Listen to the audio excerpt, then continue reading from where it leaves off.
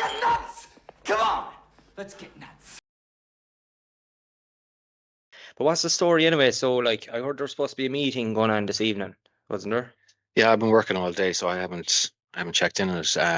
But Last thing I found was Virgin Media there to their YouTube account, and they put it up maybe 3/4 an hour ago, and it was just the same thing. The protest is going to go on, and from what they're saying, the protesters until they get some kind of an agreement. But there was supposed to be a meeting going on between the representative of the Haulier Association. I think that was going to go ahead, but I think they wanted some of the protesters to be allowed to attend it as well. And I think they were being told, no, they're not allowed. But like, I should have probably fucking looked it up before we started recording, but I'm flat out all day and I didn't look into it at all. I'll look it up there, sure, and I'll see what the story is. But yeah, as you were saying, there's fucking a lot more shit there that should be talked about in this protest. Like, enough is enough with a lot of the shit. Yeah, like with RTE now, like, are constantly referring to it as the fuel protest, you know, and I think they're trying to control the narrative a bit like that, get everybody thinking that this is the only issue. Like, the fuel is an issue, but it's one of 50 issues. You know, we have a lot of fucking problems with this government, and like what we were discussing there with Charlie as well, like, you know.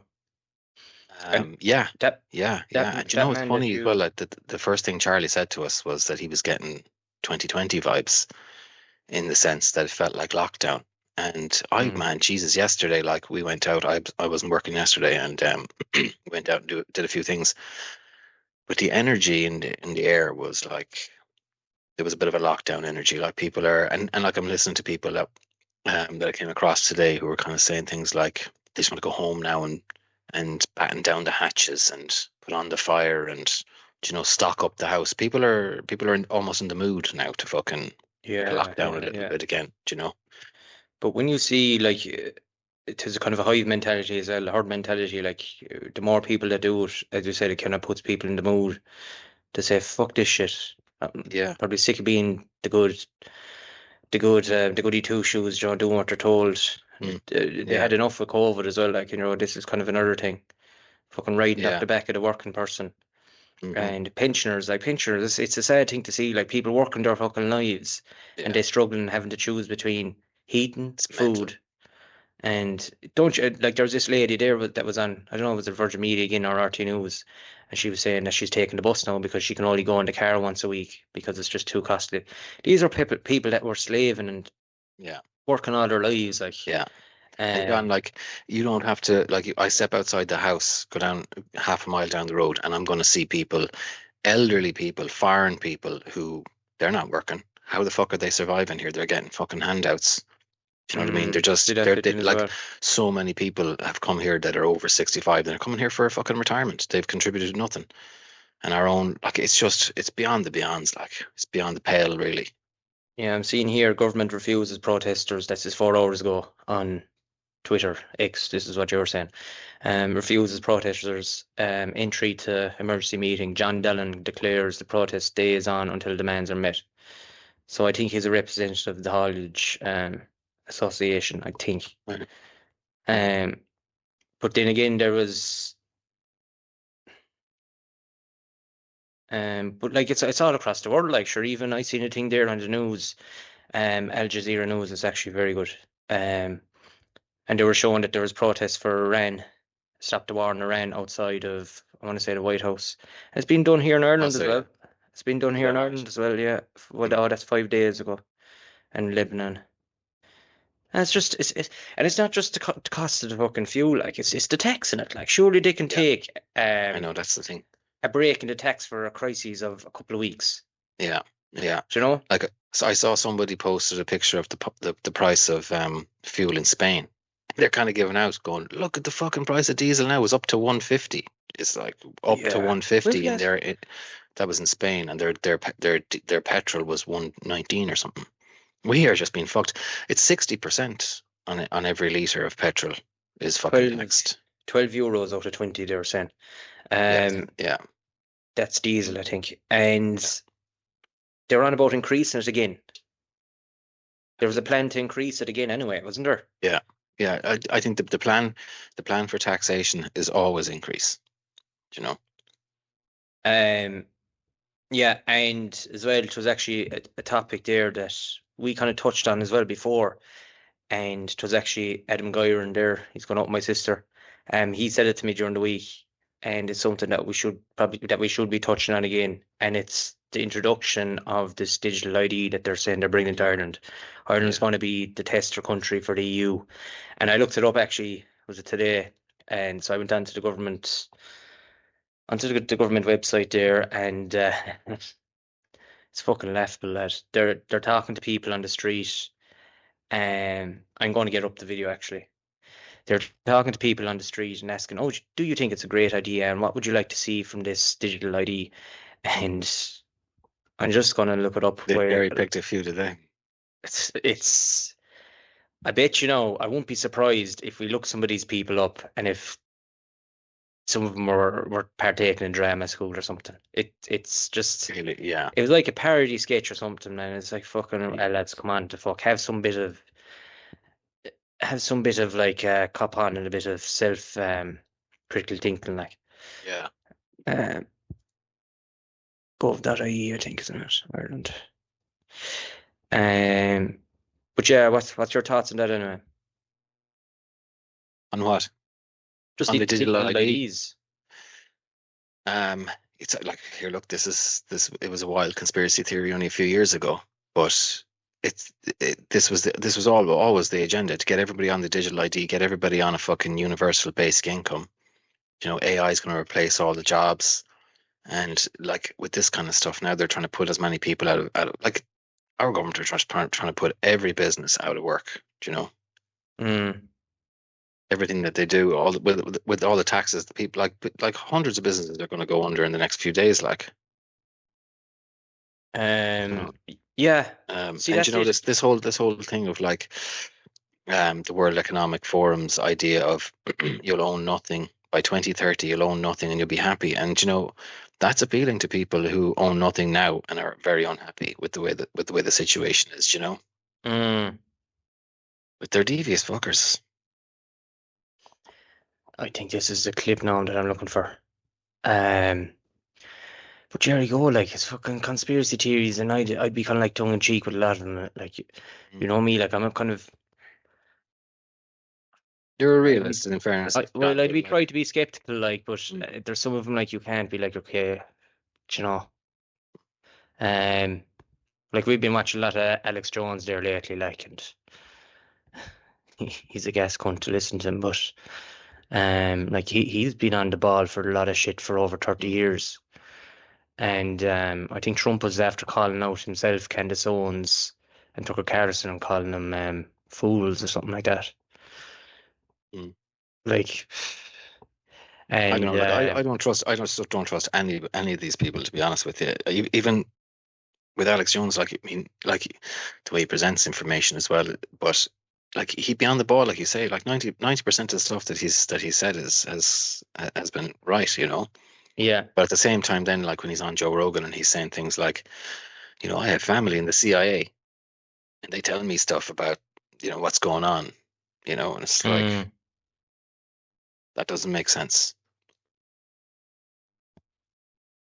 What I will do is I'll find this clip and I'll post it there on the episode, right? Yeah. My internet's connected up now. But yeah, it's just basically like an ad for digital ID. It'll be so easy, so convenient. Like, how fucking difficult is it to have the license inside your wallet or left in your car? Do you know what I'm saying? Like, it's just playing into the convenience angle all the time. Yeah, convenience is the one that's catching everyone, doesn't it? Like the tapping and everything, and tapping your card and not having cash on you. Yeah. But it's always something like, yeah, there you go. Like, I don't bring cash anywhere really now. I know, yeah. I remember going to college. I always did have a bit. I always took out a bit of cash, and the way that I used to think about it is, if you'd have a 50 in your wallet, you're physically parting with the money when you're paying it, like, where cash is just so convenient, or tapping the card just so convenient, and you wake up all the morning if you're after a night out or something. And I God, geez, I'm after spending 180, 200 quid. Jesus, when you're half cut, you're just tapping, and it's what they want, man. That's what they want. but convenience, do you know? Don't push everything straight away onto the people. Bit by bit, see what way you can turn it. Convenience, play it into convenience, because people always look for an easy way out. Do you know? What happens down the line if they fucking go for a situation like COVID or something else? It could be like another protest, and then if there's digital IDs there, like they did in Canada for the truckers. Remember the truckers that were they didn't get any jabs? Didn't they get money seized or bank accounts were seized or something? Accounts frozen. Even people who donated to them had their accounts frozen. That's right. Actually, I did see a fella on X today, an Irish guy. I don't know if he's famous or not, but he was saying that he couldn't access his bank account for the last couple of days, and he was getting paranoid that his account had been frozen or something. Wouldn't put it beyond them. But like the thing with the digital ID and the universal basic income is, like, the way I'd see it going is that you wouldn't be able to spend, like, if whatever fake money they give you, you'll be able to spend it on certain things and only a certain amount of things. Do you know what I mean? So they might go, you've used your fuel allowance this week, or you've used your fucking, I don't know, your alcohol, like you bought 20 quid's worth of alcohol this week, so you can't buy any more until next week, this kind of thing. And I just see them squeezing it, and they'll do it again, like under the guise of, well, we just don't want you drinking too much, you know, so we're just going to interfere on how you can spend it. We care about your health, and, you know. Yeah, but that's the government. And a docile population, like, will be like, okay, grand, it's for the benefit of ourselves. Let's put on a bit of Netflix here and have a few pens at home or something, you know, or whatever. Watch a bit of Netflix here, take it easy. Convenience and just docile. Yeah. Play into docile government. But we've talked about this before. People are just fucking demoralized, fatigued on all sides, you know, just from everything, like the changes in our country and the hundreds of millions paying bills. The hundreds of millions that politicians are making with their, like, from housing immigrants and stuff, I'd say, inside, like, if they have real estate, they're making millions and millions, hundreds of millions off this. Like, I seen your man, Healy Ray, like, and he was bombarded there in the street. Did you see that one? And the cop. Yeah, it was a while back now, but I remember that. Yeah, that was a while back, like, and people running and shouting at him, like, and calling him this or that. But like these, but there you go. Like, the people, see, when they get a little bit of a taste of brass, would say, they keep on going for more and more and more, and until it comes to a pressure point with something like this, where people say we've had enough, and that's where it kind of kicks into the monkey brain of humanity and how humans are. Sometimes when we get it easy, we're not going to stop, like, are we? So from a politician side, like, they're saying, oh, I'm getting this handy fucking bit of bob here. I have these contacts. It's benefiting me. Great. No one's saying anything really about it. There might be some people on the internet talking about it, but there's not really said, like, you know, I might get a few people roaring and shouting abuse at me out in the street, but it's not really affecting me, like, you know? Yeah.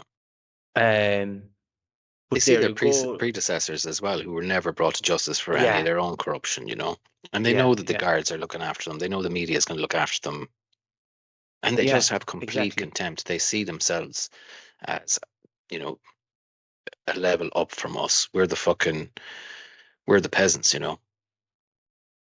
But the way I think about it is 60 to 70% roughly of people, and this is all in my own belief now, again, my own opinion, but 60 or 70 or even 80% of people usually would just play a ball, you know, and they'd be like, oh, isn't terrible, look at the cost of everything now, oh jeez, it's ridiculous, we won't be able to do this and that. But it's usually like the outsiders, usually people that, you know, that people would say, oh, he's a bit mad or she's a bit mad, they go against the status quo, but they're usually the people that get out and try and make it heard, the opinion. But then that herd mentality kind of starts to kick in. Then you get, do you know what? Fucking, he's a bit nuts. And people are always saying he's a bit nuts or she's a bit nuts. But he's fucking dead right here. I'm going to back him up or back her up. Yeah. And then that's how you garner a bit of a a bit of a following, and then that. Yeah. But what ruins it is, like we were saying it there during the week, and on our family group chat there, is that once the army isn't deployed, once it doesn't get violent, people are doing the right thing. But once it doesn't get violent, you're not playing it into the powers' hand, because what they want is, and we discussed this, what they want and what it seems like they want is violence, because then they can put the army out in the streets, the guards can come out with their shields and their batons and their water hoses, and you know, and they could say this is completely wrong, you're affecting this. But then what happens then is you're bringing out the really extremist people that don't even know what they're protesting for. So then they're out in the street and they're just causing trouble, looting, fucking causing chaos, and that's really not the way to handle things. Do you know? But like even some of the police or the cops are saying, and the RDA should be saying, some of them seem not to be having a problem with it either. Like, you know, I know at the end of the day with the protest. There's some of them that don't. Yeah, you know, you'd hear of some of the protesters saying it. Look, we've had chats with some of the guards. I'm hearing that as well. And they're not saying, look, they're just saying, look, there's nothing there being blocked, so you're okay, like, you know, kind of a thing. Yeah, I've heard rumors that some of the army lads aren't complying either. So let's hope. Okay, right. Yeah, let's hope that, because if they can't get the guards on board, they can't get the army on board, they're fucked. You know, but yeah, it was gas actually. It was by mistake I put on that Oireachtas channel during the night. It was after Champions League, and I was watching it on Virgin Media or something, and it was inside the Dáil, and they had Sinn Féin were debating. I don't know, could he be the minister of transport or whoever he was? I don't know who he was, but he maybe had another fellow with him. But there's a few Sinn Féiners, and there's this Cork lad that went viral a few weeks ago. Do you remember, for the Jamaican accent, the similarities with it?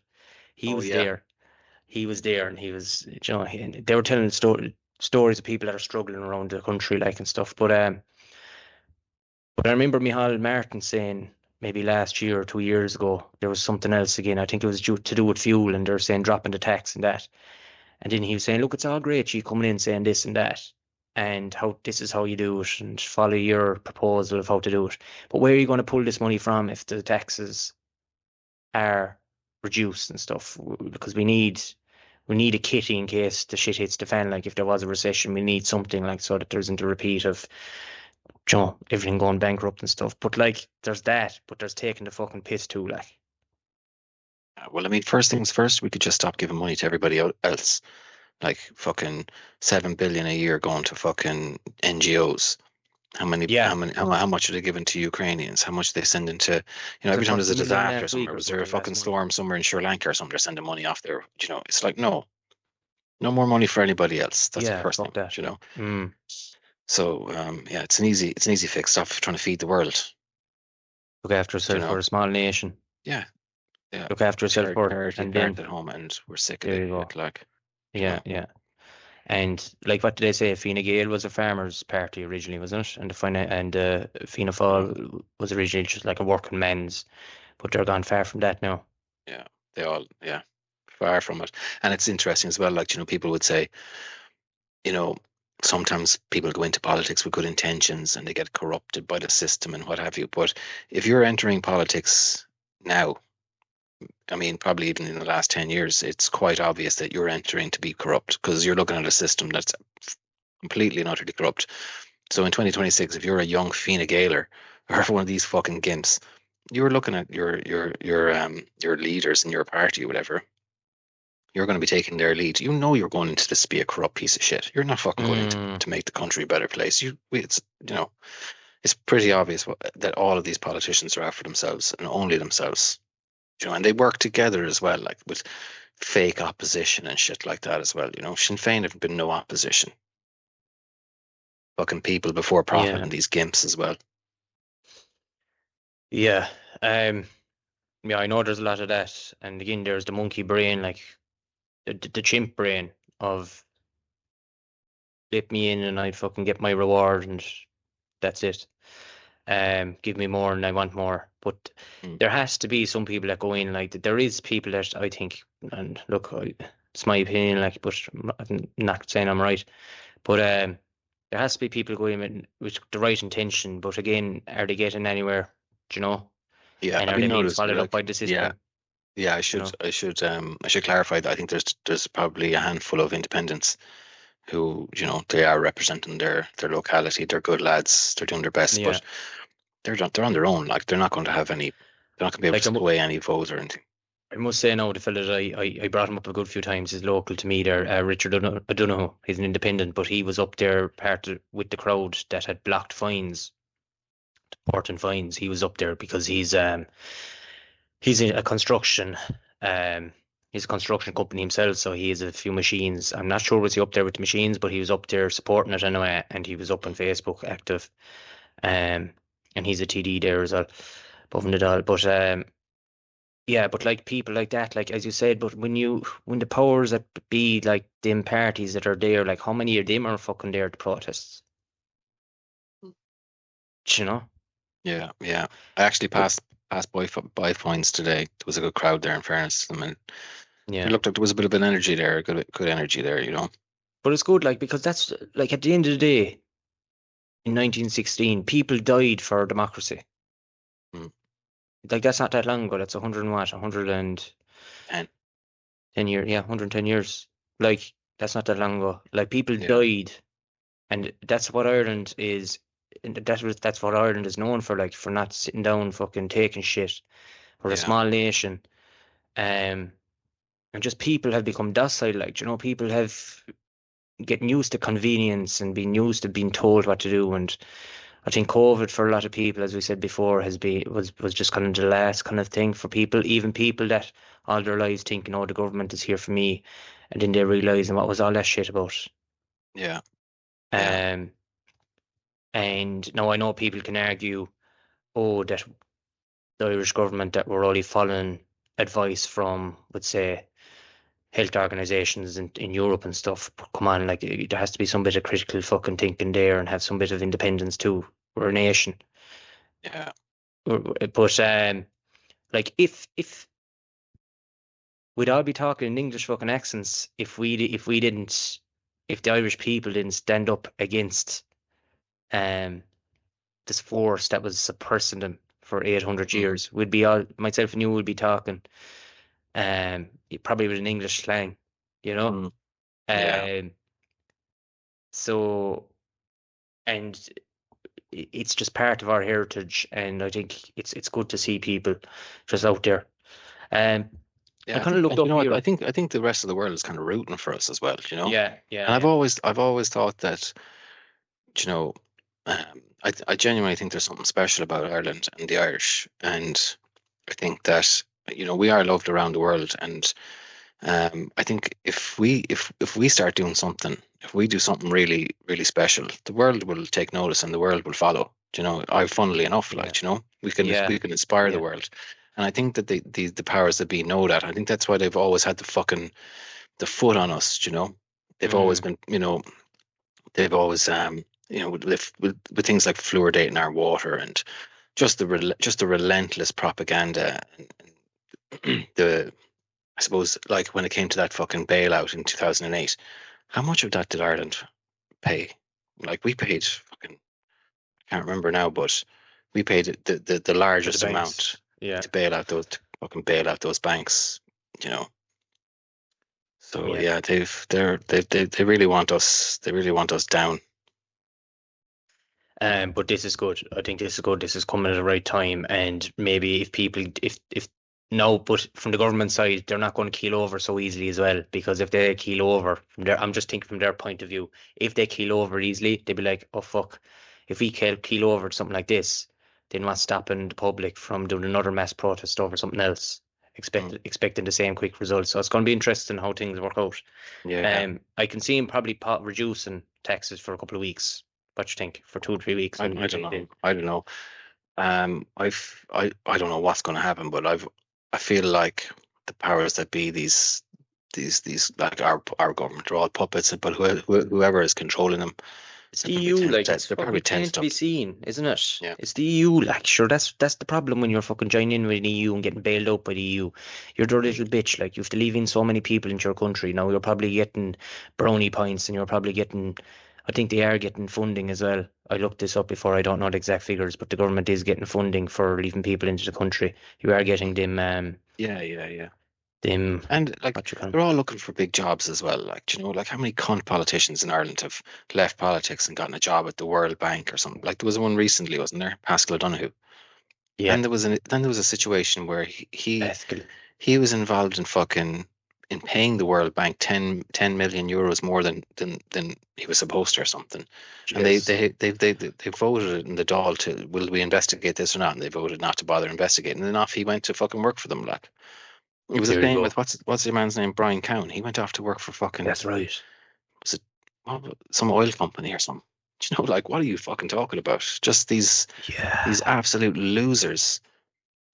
But they're out for these big jobs, these big money jobs, you know. Brian Cohen and fucking the big hidden. Yeah. A former Irish Taoiseach, Brian Cohen, was appointed as a non-executive director to the board of the Irish fuel distribution company Topaz in May 2014. Yeah. Owned by businessman Dennis O'Brien at the time. Yeah. Yeah. Motherfucker. There you go. You itch my back, I'll itch your back. Yeah. But I'm just looking up about the digital IDs. Now, this is from ChatGPT, so again, do your own research on this. But I've just been asking, like, what's the story with it? Like, you know, so we all know that my GovID do have that login. So if you want to look at your tax and your welfare, so then you have the PSC or public service card that's being the physical ID used to verify identity as well. So what's coming? Digital ID wallet app where you can store your ID, driver license and certificates, and then you can use it for logging in, verification, signing. So that'll probably be across boards and all these different apps. Again, convenience. And then part of the EU digital identity wallet. So it works across the EU. So there we go again, convenience. So for now, it's not legally mandatory, likely becomes widely used in practice. And again, they're looking for guinea pigs in this in the next few months. So they're looking for people to, and if you go into mygov.ie, I think you can find details in that. And if you want to volunteer? To volunteer, yeah. mygov.ie. There's digital wallet. Like, I'd say no matter what happens. People that want to do it. Yeah. 20% of the population will just run straight for that, you know? And this is a great idea. Like I'm telling you, that video, it's a great idea. I don't need to carry my wallet or my license with me. Yeah, you'll have to get that up, man. Yeah. I'm going to share my screen here. Okay. Hold on a second. So this is from gov.ie as of, that's 2025. Right. Ago, yeah. Yeah, so driving license, birth certificate, or death certificate, or a European health insurance card, for example. Records like these can be safely stored, conveniently available. There was something there about, I was looking at it today. Digital wallet trial, we'll say. Oh, here we go. 8 days ago. Register your interest. We understand that big life events such as having a baby or the death of a loved one can be very busy and emotionally demanding. So tough, as if people didn't do it before when they used to have like 10 kids. No, but anyway, navigating, administrate, and living in 2-bedroom houses, cottages. Navigating administrative procedures should be as easy as possible so that people can concentrate on what matters most to them. The government digital ID provides a safe, reliable and private means of storing and sharing important digital documents when assessing support and services. We want to build a government digital wallet that people trust and value. To support the development of the government digital wallet program, including drafting legislation and its rollout, we want to hear from you. To do that, we need to understand what you expect, what worries you may have, and how we can communicate about it in a way that it is easy to understand. This is about better public services. So it's an EU-wide initiative, accessible, has all the buzzwords, isn't it? Accessible, improve how people interact. This is about user control. Oh, there's fucking control, all right. Yeah. The government digital wallet will let you request, store, and share important information. Again, but what happens if this thing is fucking hacked? Like with all these data about everyone, like, do you know? About you in a safe way that is fully under your control. This is about making life simpler, Niall. It's about making it simple, Niall. Just what are you doing, man? It's just simple. It's simple life, Niall. What are you on about? You'd be forgiven for being a cynic, wouldn't you, for fuck's sake? The government digital wallet is a service that provides you with a way to store your official documents digitally and submit them easily when accessing supports and services. Share your views on the GDW. We want to build a digital wallet that people trust. To do that, we need to understand what people expect, what worries they might have, and how we can explain the wallet clearly, especially since it will be voluntary for now. We asked members of the public what they thought about the new government digital ID. Please change my cookie. Fuck off. Cookie. That's the video anyway. I'm going to put it up now. I will use it even at my age. And I'm not computer literate.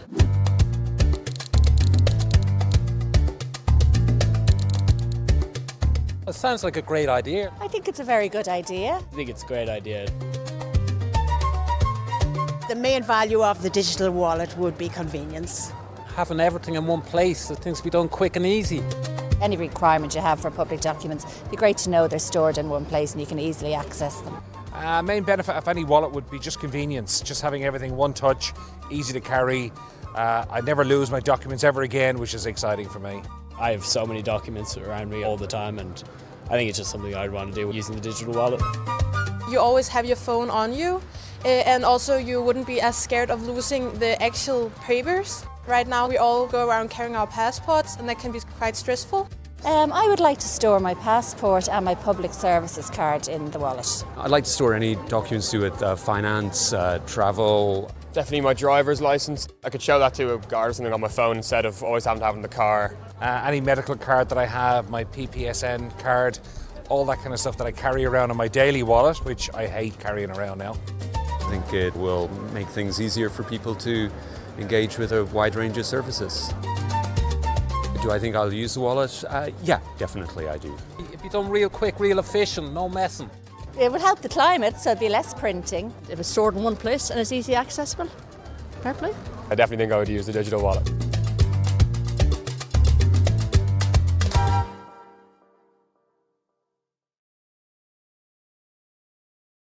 Have your say. Try out the digital wallet, register your interest. When you register interest, you'll be among the first to be invited to take part in the GDW consultation and the testing. You'll probably get a free cookie. That's what they're probably on about up there. Participants will be invited to apply for early access to download the wallet app, explore how it works, try out. You'll probably get a free coffee voucher or something for. Try out different use cases and share their feedback. It's all about convenience, Niall. It's involuntary at the moment, Niall. Come on, why don't you do it? But like, where is this going down the line? Like, fucking hell, CBDC, the central bank digital currency. You know, they were trying. We were talking about this before. They were trying to roll it out last year in October, but it's not. I haven't heard anything about it since in Europe. But they're going to fucking do it, lad. And what's happening if you're?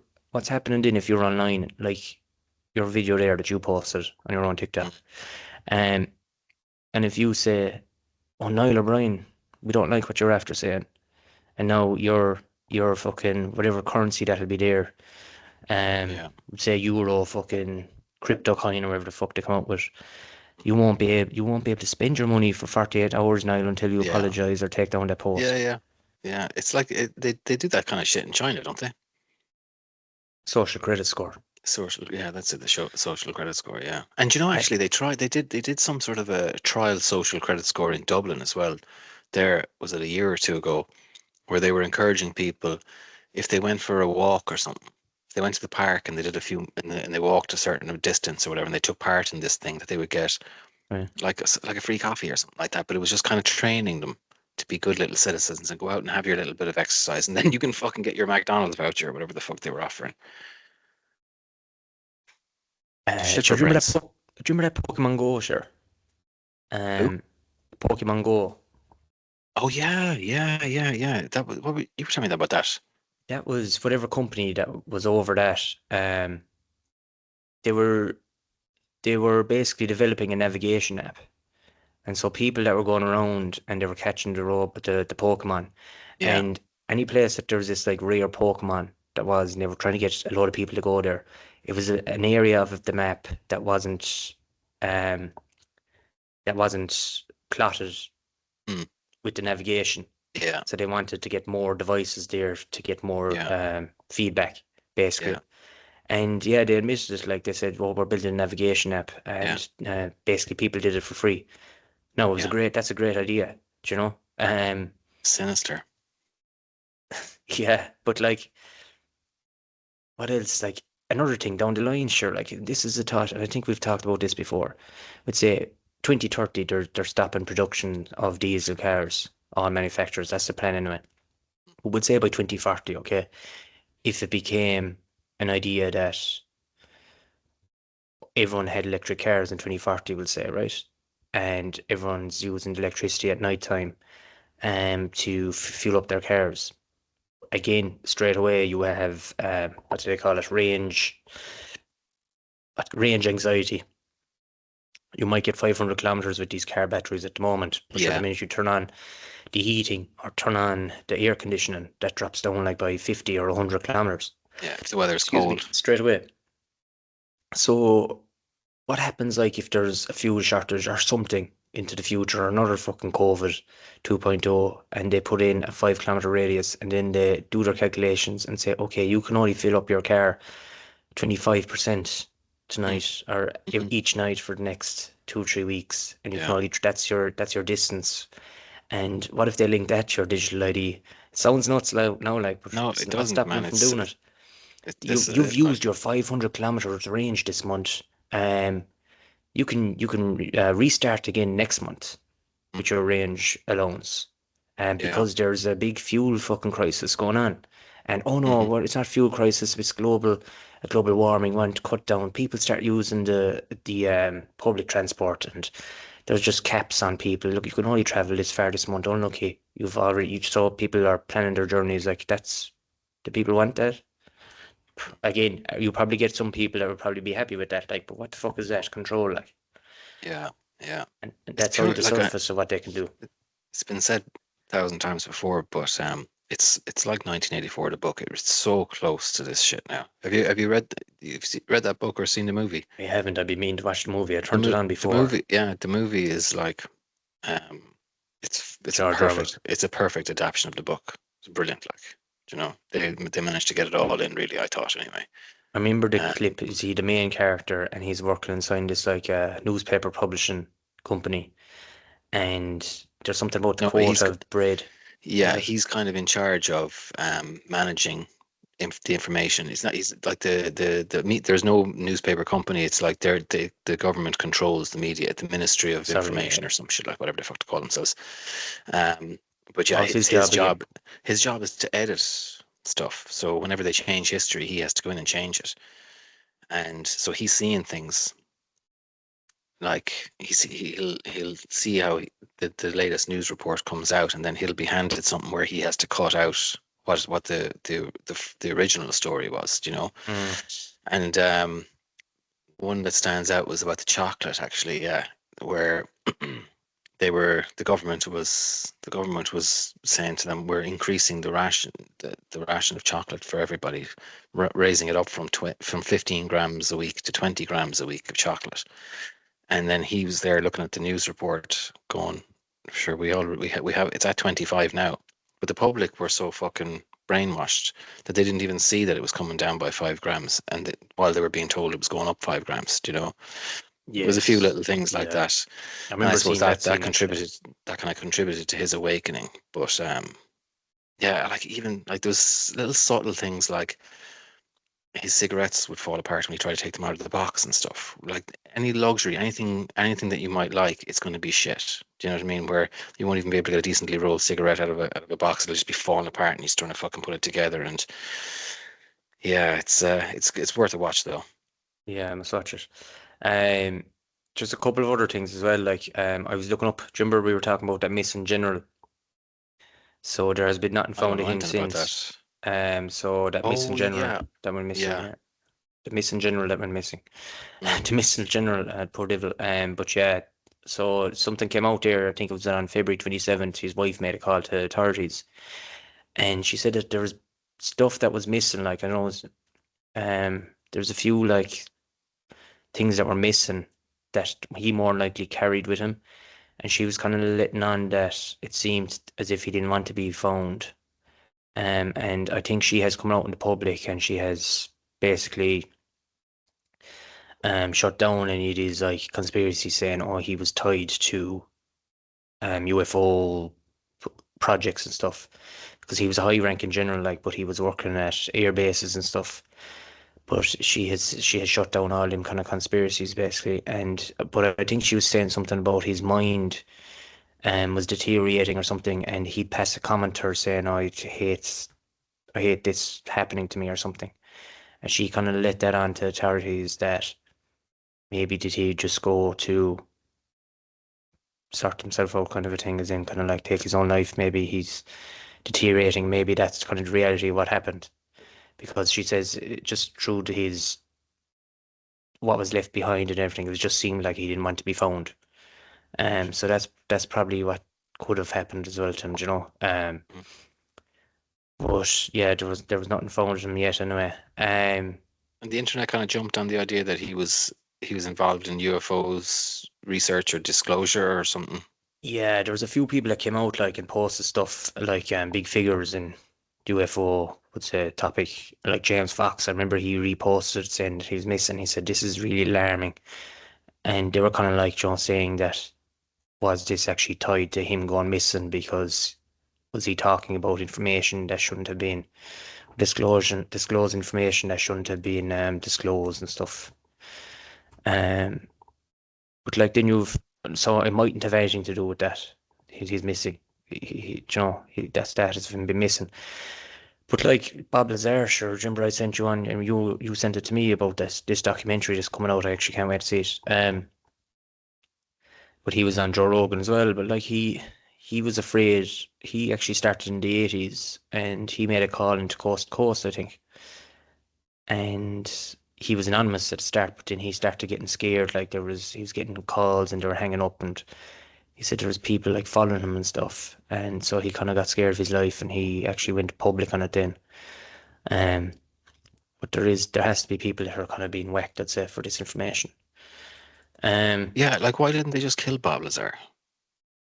Because apparently he was kind of too much into the public scene, and did they kind of, I know that's what he's saying, and straight away they'd be saying it was conspicuous. Yeah. I don't know, like so many fellas have been, I was thinking about this, like, and I always think guys like, oh, if David Icke was really a thorn in their side, they'd kill him, like, but there's like thousands of fellas on YouTube, like we're interviewing Jamie Deluxe now on Sunday, hopefully.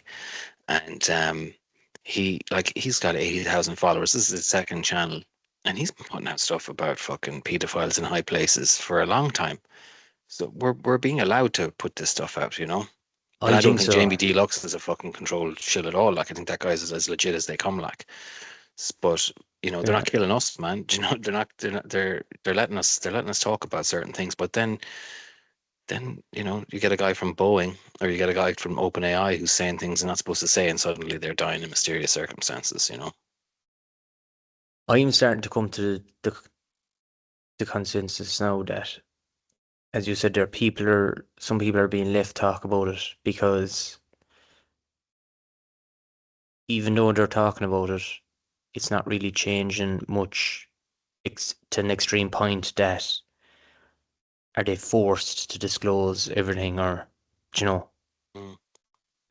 So they're being left, okay, it's not really making a difference of what we're doing. We're just leaving there because we don't want to garner too many eyes to people if we do whack them, basically, kind of a thing.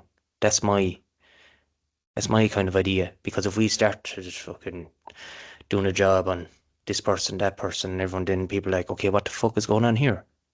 Do you know? I think so. I don't know. Sometimes I think they could just they could just shoot someone in the head in broad daylight, and people go, "Oh, what the fuck happened there?" And that'd be like, I think people are just like, there's been so many weird celebrity deaths.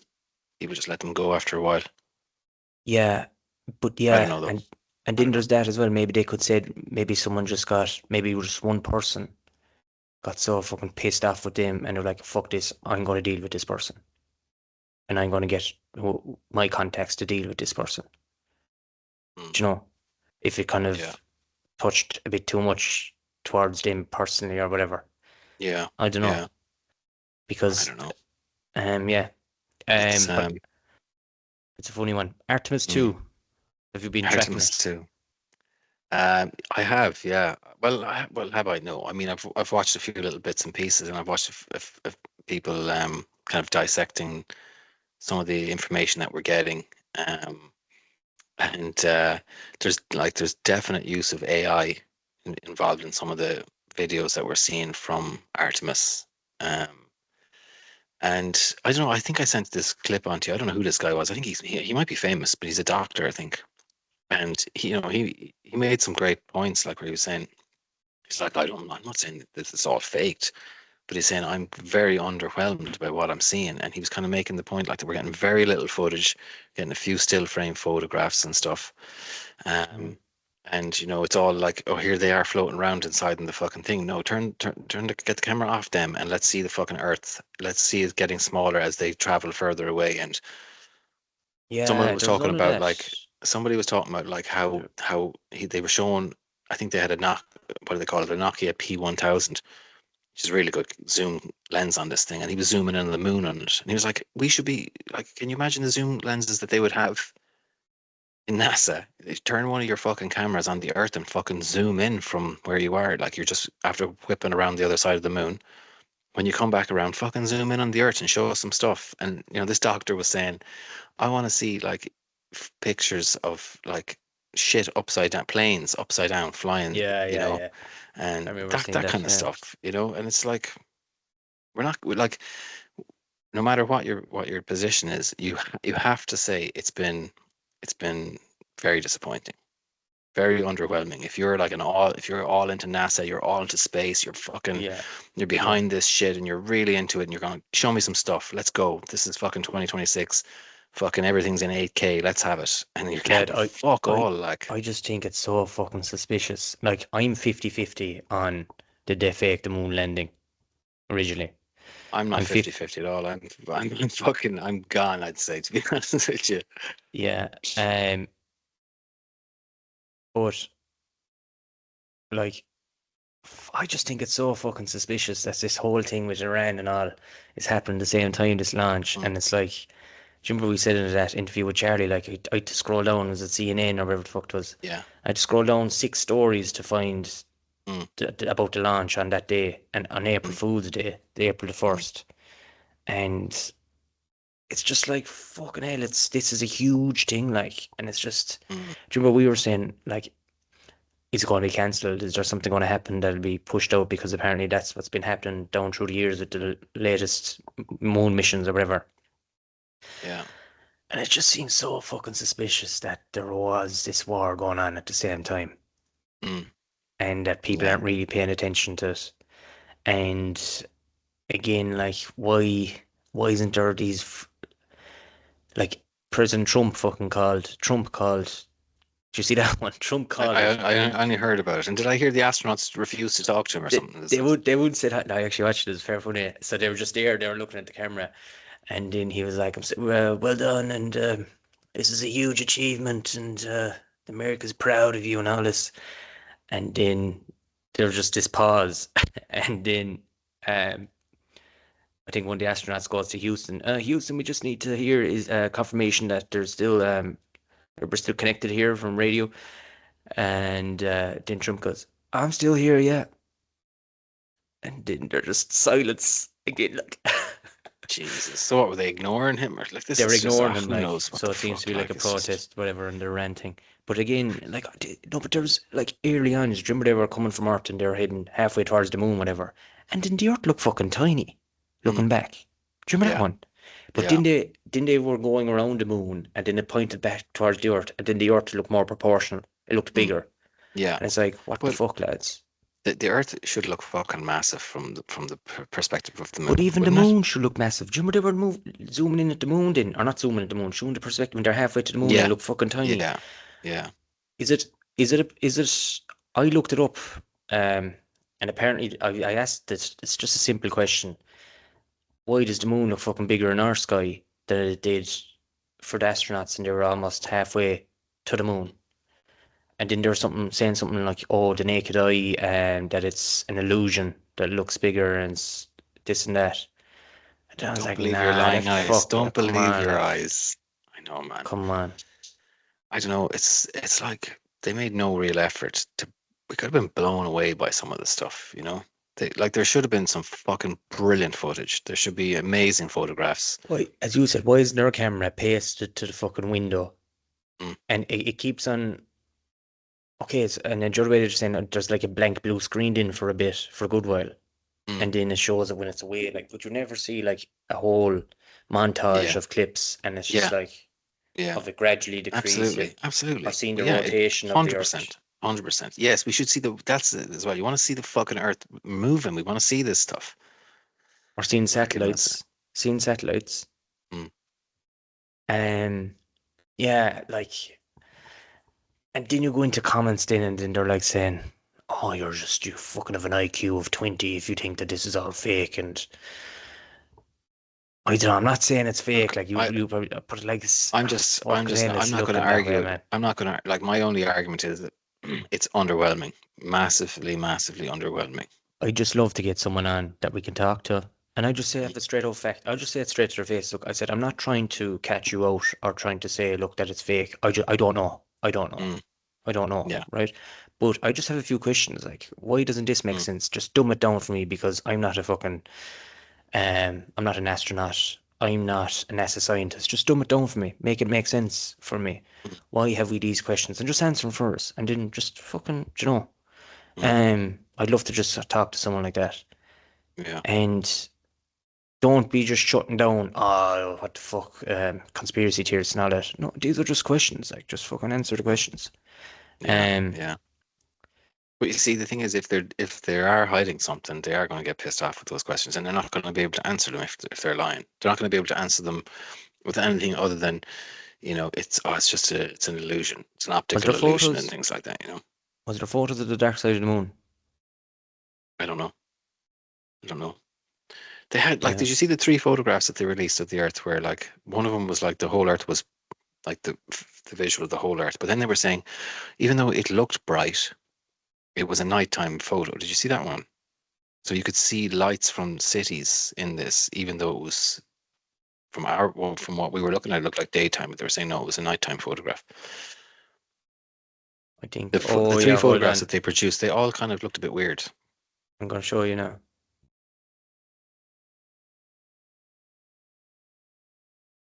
This is one of them, yeah? Is this the dark side of the moon? I don't know.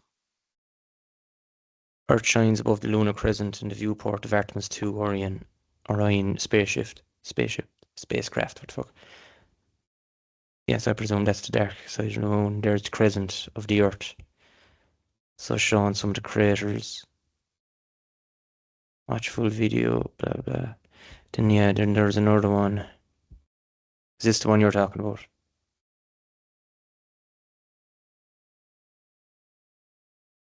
This one? No, it was from the near side of the moon. One of the earlier photographs that they took. Yeah, I just go into Google into images. Yeah, and you like, get it in Google Images. I know AI can be wrong and stuff, like, but what they're saying about some of these photos, like that of one of the Earth. Do you remember they took the exact same angle? It looked like the same angle back in the 1969, whatever one. But the proportions of the planet, America, whatever. the countries were off. And then they put in through AI, and then the AI said that it's more likely an AI rendering. Is that right? Yeah. But again, look, fuck it, AI can be wrong, but I just want someone to answer this shit, like. Yeah. So go to Google Images there, and you might see some of the newest ones. No. Tell me there now.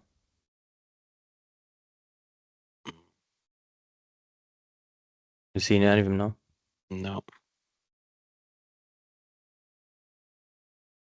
don't see it. Yeah, I don't know. Maybe. What did you type in? Artemis 2 photos. Type in. Yeah, I don't know.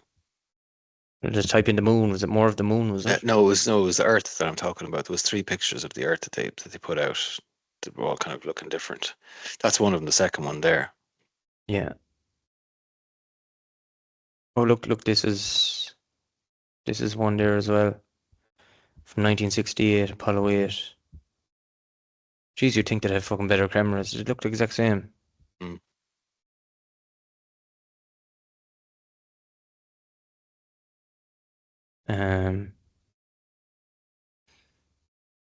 Yeah, I don't know.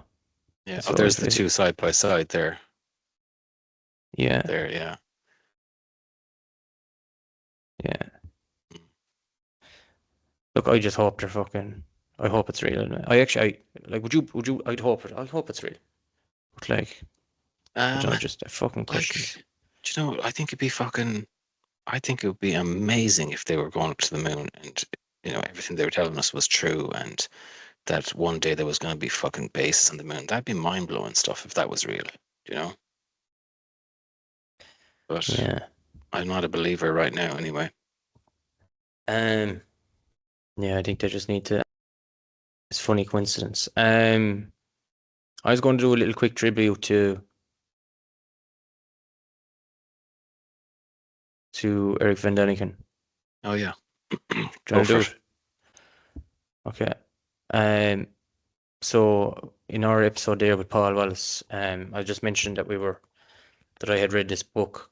Oh fuck! I have a blur on here now. So it was Chariots of the Gods. So basically, it was Erich von Däniken's first book. It was written in 1967. But just kind of wanted to do, because I remember Paul was saying there wasn't enough. He was surprised by the lack of kind of tributes done to him. And like looking back, when I was watching Ancient Aliens in 2008 or something, 2009, and I didn't realize that it was him that actually inspired that show. So I'll kind of just go through who he was for people that weren't really familiar with his work. So he was a Swiss author. He was born in 1935, and he was kind of one of the most recognizable figures in fringe archaeology at the time. So he was a director of a well-established hotel, and his family was a family of hoteliers, and he just had this huge interest in ancient sites, and he was educated in a Jesuit school, so he was coming from a religious background, and he just, through his I suppose his experience reading like the Book of Enoch and things like this, and the Jesuits inside there, even they kind of gave him ways to look into his interest of there seems to be more in these ancient texts than what they're letting on to be. So he was best known for proposing ancient astronaut theory. So back in the time, 1967, this is a very taboo subject. Like, it's not, everyone talks about it now. There's so many fucking podcast channels talking about aliens and this and that.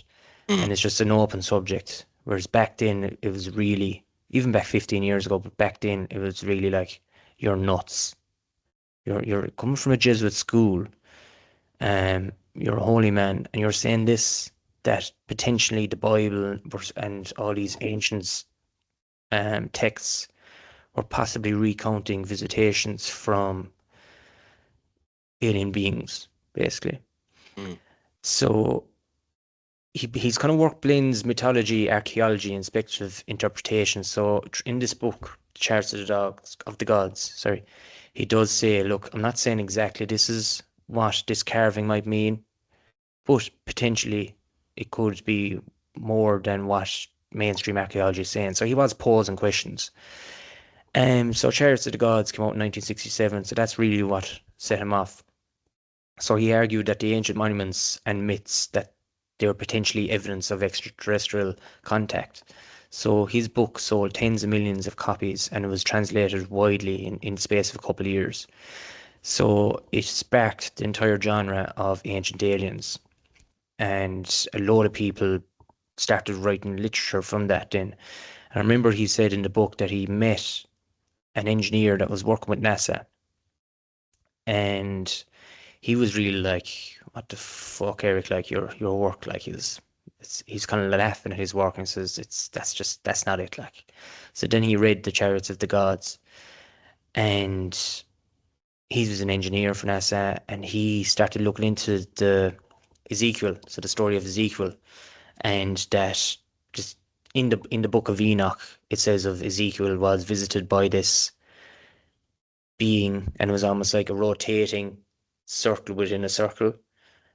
It was like an UFO, and he said there was a being on this craft, and he went missing for like a long period of time, compared to what people on Earth said on the planet Earth said that he was gone for. So then it was like missing time, and he was told the secrets of the universe and this and that. And so your man actually went and he designed his own spacecraft, this engineer that he reckoned Ezekiel had seen. And he wrote his own book, and he just got obsessed about it. And he said, "Holy fuck, Eric is right. Ezekiel had a UFO experience." So there's different people like that were inspired by him. So ancient civilizations, he reckons, were influenced or visited by extraterrestrials, and religious texts such as the Bible, Hindu epics, or the Epic of Gilgamesh as well, may describe alien encounters. So megastructures such as the pyramids, the Nazca lines is a big thing as well. So these are these parallel lines that are found in Nazca and Peru, and from over. So he said potentially they could have been runways for aircraft, and then there's like beings, like weird looking beings that can only be seen from high altitudes, and it's like you'd need an airplane or a helicopter or something to see from this side. Like, why were these people carving these figures into the ground if they weren't going to be seen by people on the ground? So he suggests lost or hidden knowledge from non-human sources. So then media and cultural impact in was your ancient aliens. And he helped popularize speculative archaeology in the time through mainstream media. So then he became a pop culture icon, and there's like memes and documentaries and debates, because obviously it was a fierce, controversial topic. And he actually inspired more tourism to sites like the Nazca Lines and the Great Pyramid of Giza. So then there's obviously, as we were saying there, a lot of criticism and controversy. Like, so he was strongly rejected by mainstream archaeologists and historians, and accused of misinterpretation, cherry picking, and pseudoscience. And critics argue his theories undermine real ancient cultures' achievements. So basically undermining the achievements of the peoples of that time. Like saying, you're only saying that aliens fucking built it because humans weren't able to build it. But he's just suggesting it, like, so they take his work to the extreme to try and discount him. So he kind of tapped into universal questions like, where did we come from? Are we alone? These were questions that weren't really asked at the time. And then you had the likes of Carl Sagan and was in the 80s and the 90s. He was an astrologist. And he kind of brought it into the public sphere as well when he went into that series. I can't remember what it was. It was something about the universe. But he was said to have... So in the public... Carl Sagan said, aliens haven't been visiting. I don't believe that. But I do believe there's something out there. But underneath or behind closed doors and off the record, he did say it to the likes of Erich von Däniken and other people, I think, that he reckons that we were visited. So you have these people that were probably afraid of putting themselves out there.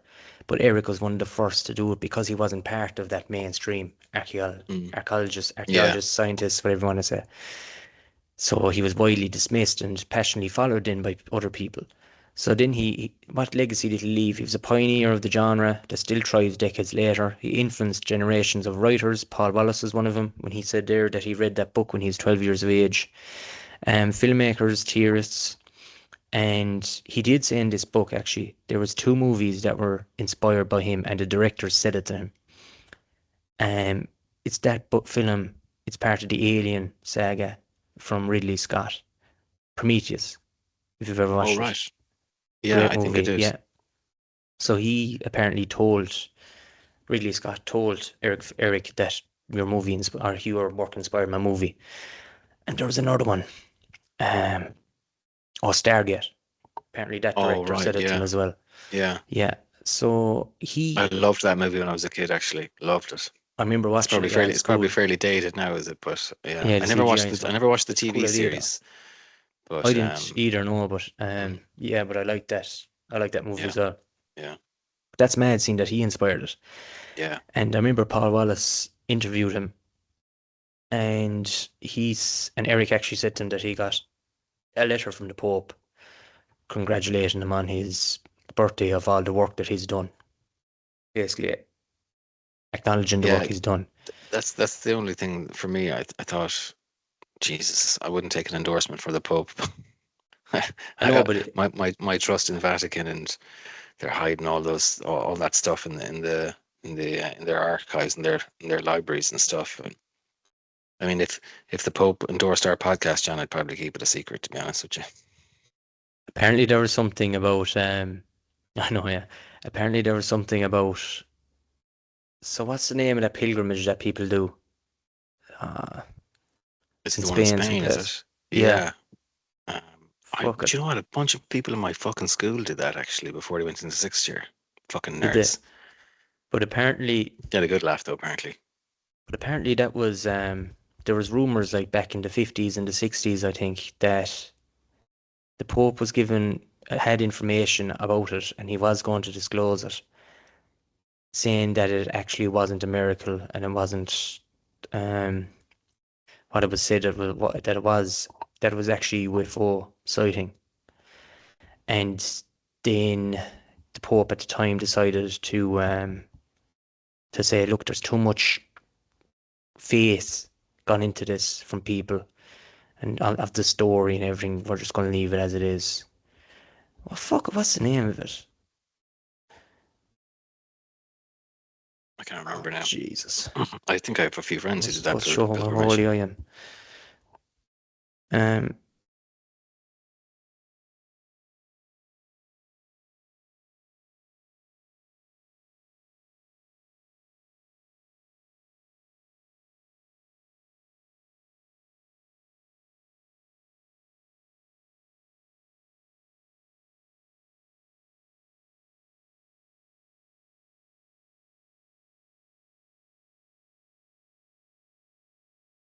I think I've lost you, John. If you can hear me.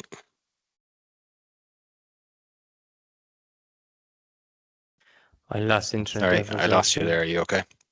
Yeah, I lost internet. I'm back in again. Okay. But anyway, just to finish up, so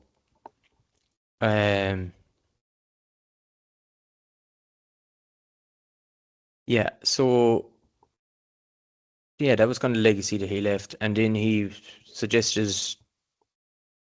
that again his work. He was after setting up, like, there was like groups set up, like Ancient Astronauts was one of them, I think. Ancient Astronauts Theorists or something like that. Yeah, that was it. And down through the decades, and they have grown into different kind of groups now as well. People that are actually like scholars that are researching this stuff, and that's the legacy he's left behind.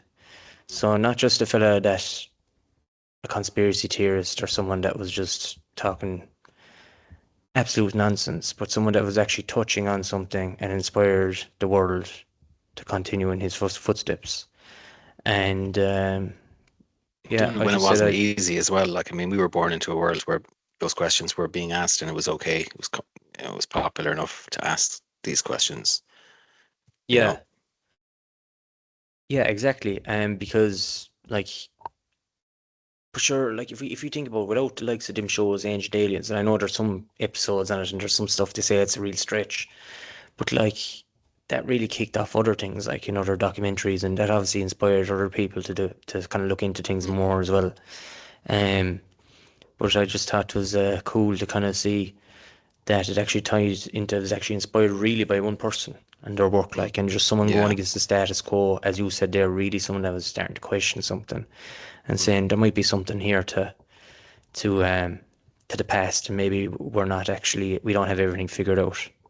Yeah. Yeah, a bit of a legend, in fairness, a real legend, actually. Yeah. I'm trying to find the name of that thing. Yeah, I don't know. I'm gonna pause. I'm just come here. Listen, we'll wrap it up. Before we go, it's a weird one now. I don't even know what to think of this. Right?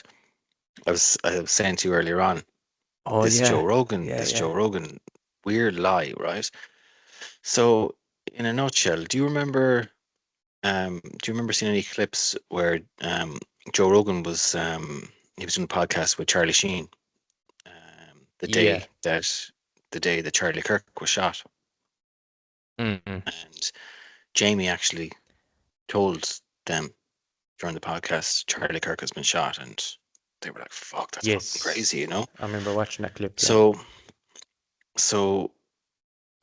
someone posted this earlier on, and I watched the podcast. I looked it up. He's hard to listen to these days, but he had Theo Von on his podcast maybe a week or two ago, and the Charlie Kirk assassination came up in conversation, and Joe said to Theo Von, "Yeah, I was actually in Utah when that happened," and Theo was like, "Really?" He's like, "Yeah, I was hunting. I was in the mountains hunting." And then he kind of joked, "I don't know anything about it," or whatever. And then he went on to say that his phone was blowing up when he was out hunting, and he didn't know what people were like. He elaborated, and he was like, "No, I didn't even know what people were talking about. They were asking me to comment on it and stuff." And he said he got out his Starlink when he was hunting. It's apparently a great piece of kit to get you internet anywhere, and he looked it up, and that's how he found out. It's like that's the weirdest fucking lie. What, like, obviously people have to have a motivation to lie. How do you I can understand maybe getting your memories mixed up and stuff, but that's a fucking big one. Like, and then Jamie must have just been sitting there going, "I fucking told you about this," you know. Like, Jamie didn't interrupt him and go, "Hang on a second, I was here with you and Charlie Sheen. I told you. What the fuck are you talking about? You were hunting." Jeez, I must look up Do that you know? clip. It's a weird one, like. So there's a short for the episode anyway today, John. Fucking Joe Rogan's weird fucking lie. Makes no sense. Makes no sense. Like, that's an easy one to pick out, because obviously people that are following him will pick up on that. Yeah. Straight away. Yeah. So, like, I can understand, like, maybe he got mixed up, but then to go and elaborate and go, "Yeah, I remember I looked it up. I had to look up, my phone's blown up, and I didn't know what people were talking about, so I went on to Starlink." And so he's got all this memory of going on to Starlink and looking it up while he's out hunting in Utah, finding out that Charlie Kirk has just been shot. That's a bizarre one. That's mad, because I remember watching that clip, like, and hearing, and they were saying, and what's his name said it kind of quiet. You know the way he talks kind of quiet. He's Jamie, and he said something like, "Oh, Charlie Kirk! Oh, whoa, Charlie Kirk just got shot." And you're like, "What? What? What are you saying?" Yeah, and Rogan was like, "Fucking hell!" Like, you know, they were shocked. They were reacting in real time. Yeah, like I know that, like, when there's a major incident, like, most people who were adults when 9/11 happened, they'll be able to tell you where they were when it happened. We kind of have that memory association, you know. Like, maybe I know the Charlie Kirk's assassination wasn't as big, but I'd say a lot of people remember exactly where they were when they heard the news, you know. Especially if you were fucking having a conversation with Charlie Sheen when it happened. You're not going to forget that. So weird. Oh, hold on a second. So I'm after looking up on Instagram, right? You're going to debunk this now. I might have fooled myself. Fuck off, John. We're editing this bit out then. Let's see what it says. Says. I mightn't even debunk you. It's a good one, though. Joe Rogan explains viral Charlie Kirk contradiction. Joe Rogan clears up his viral location contradiction. Today, Rogan explained his viral contradiction, where he said he was hunting in the mountains during Kirk's death, when he was actually recording an episode with Charlie Sheen during the event. Rogan explaining, saying that he was exhausted that day and mixed up the location with where he was when Jimmy Kimmel was suspended. Yeah, okay. Yeah. And then someone in the comment goes, "Yeah, they got you, Joe. It was nice knowing you." I stand by Theo. What was Theo saying? Was Theo questioning it? I don't know. I don't know what Theo said after that, to be honest. I had kind of had enough of it. But like, I listened. I had it on the background for about an hour and a half, and then I just fast forwarded to that part, it was like 2 hours and 17 minutes in or something. I just fast forward and just listened to that just to regardless of all that, he still is compromised. Someone was saying it. Terrible marketing for Alpha Brain. Do you know that Alpha Brain, that thing he did with that new tropic? Yeah, maybe he was mixed up, but fucking hell. It's a weird one. It's a weird one to get that mixed up. But anyway, I find it hard to listen to him these days. Man, he's like a fucking child these days. They were talking about sex robots and stuff, and it's like, this guy's just the most vulgar guy. Like, he said something like, imagine you had a sex robot, but it's fueled on your cum, and you have to come into it every day. And then after a while, you get tired of it, so all your friends are coming into it, and it's just like, this guy's fucking. You're like a fucking 15-year-old, like a fucking. Do you know? And there's too much fucking dick jokes out of this guy. 57 or 58, or whatever it is. There's just too many dick jokes and too much. I've seen a confirmation of him talking. I think that was video you sent to me, actually, or you sent it into our group chat about this fella thinking that Joe is gay. Yeah. Because the amount of times he just elaborates on stories, and it's like, no, Joe, just stop talking. The point is over. Why you keep on elaborating? Like that clip where he's like, imagine you could, be turned into a woman for a day and get fucked by a guy with a really big cock. You're just like, man, what the fuck are you talking about? Like, you're gay. Like, you are a homosexual. You know? I remember your man. What's the name of that big lad? Is it Brendan Shaw? No, another lad. He's the fella. Do you remember he actually did a movie with your man from Star Wars? Fucking lads. I need a bit of Alpha Brain, I'd say, or some one of them things. What's the name that fella plays Luke Skywalker? Fella who plays Skywalker. Mark Hamill. Mark Hamill. So, anyway, I think it was the first. Is it Burt something? He did a movie there not so long ago. Huh? I don't know.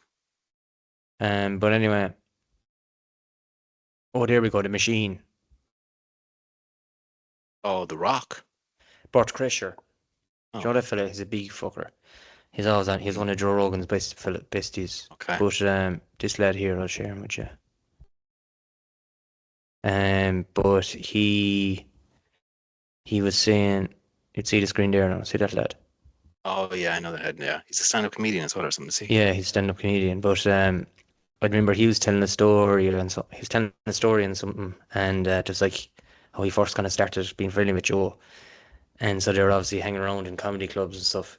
And then Joe came up to him, and he said to him one night, he says, "Man, we really like you, and we really want to be friends with you. You just need to allow us to be your friend. Can we just be your friend," or something like this?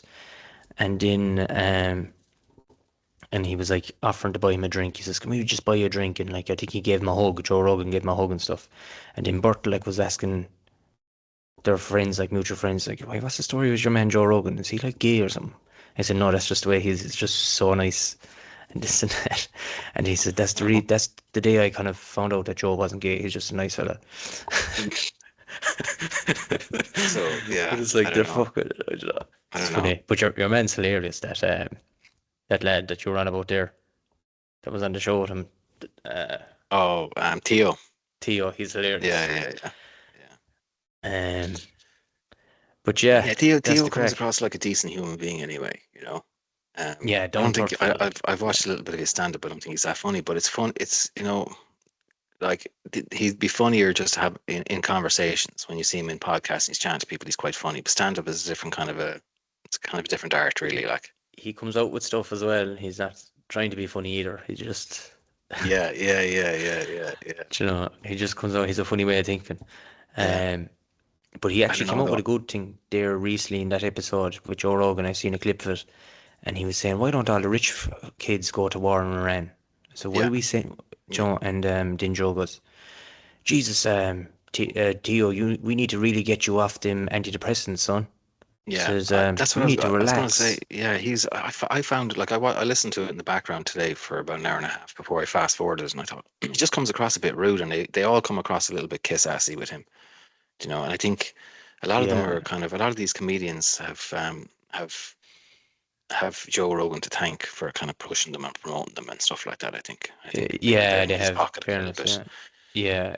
So yeah, I found like there was a couple of times when Theo might have said something kind of serious, like in that example that you gave there, and Joe would kind of have a little bit of a remark or something to kind of play it down or make a joke of it or make light of it and stuff, and rather than kind of engaging in what he's actually saying, like it would be naive to think that there's no way he's compromised in any way. He's definitely going to be told, you can't say this, you can't say that, Well, I think that was the strangest one about the pin code, and apparently your man was Jewish or something, or was he? I don't know, was he Jewish? Did you ever see that, the magician fella, and he guessed Joe Rogan's pin code to his bank card?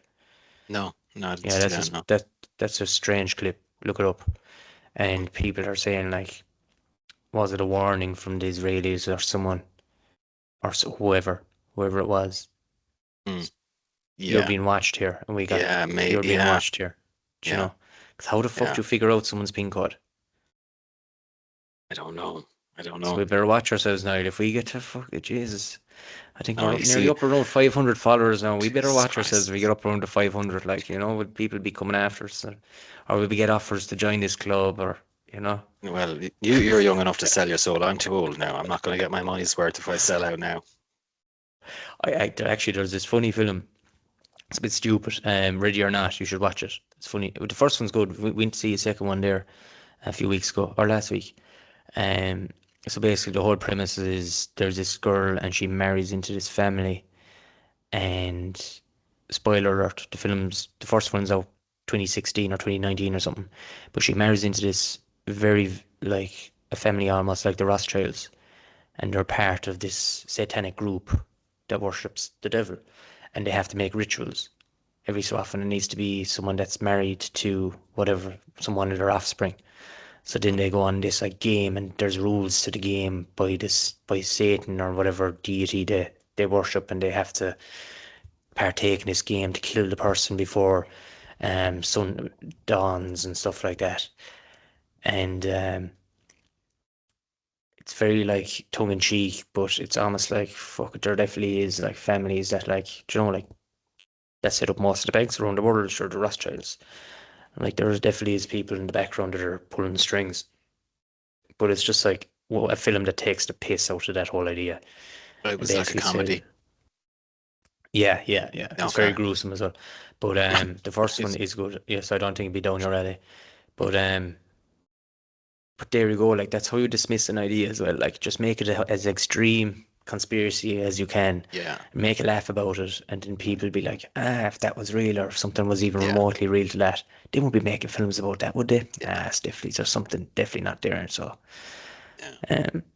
don't you know, there's definitely cults out there that worship might need be the devil, but worship all Bell and all this shit. Yeah. We'll have a good conversation in a couple of days now with Jamie Deluxe, hopefully. Jamie Deluxe, yeah, very good. Looking forward to that now. Yeah. And we'll be talking to another gentleman then. I won't talk too much about that, actually, because that might be in the next few weeks. Yeah, it's going to be, it'll be a while yet. That'll be an interesting one with Jamie, I'd say. Yeah. Looking forward to it. Yeah, so we'll wrap it up there anyway, I suppose, for this all right, week. nice one, John. So, Nilo, thanks for listening. And if you like this and would like more, please subscribe and turn on notifications.